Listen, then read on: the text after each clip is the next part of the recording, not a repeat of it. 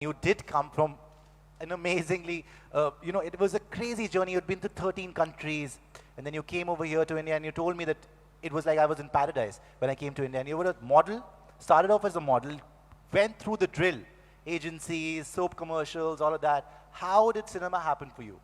Like, how did you ultimately get into cinema? Because you wanted to be a model. Yeah. I think it's quite common that the models, especially the well-known models, get called in for castings in film.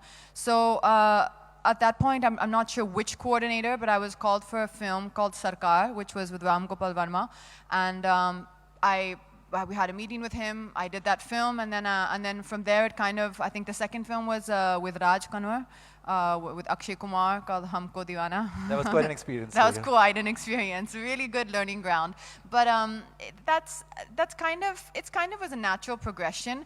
But that was exactly for me what at that time the industry was very different than it is now. Like when I see the way it is now, I'm like, wow. I mean, it's just there's so much changes and changes for the better. I think you should tell our audience. Changes for the better.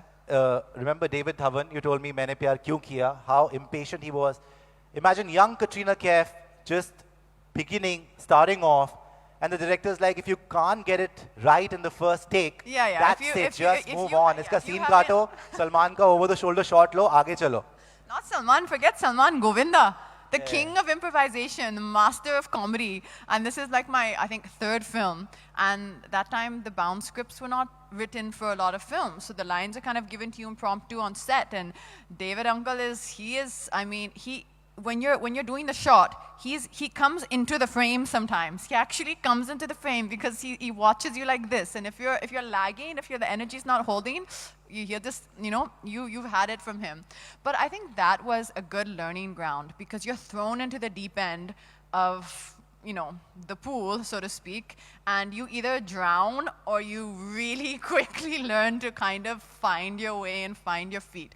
So the first thing that I learned was make friends with the assistant directors, because the minute that director fares the dialogue, you need that director to come running to you to the van and give it to you so that you at least get a little bit of time with your lines. Now, of course, that's not the way it is anymore.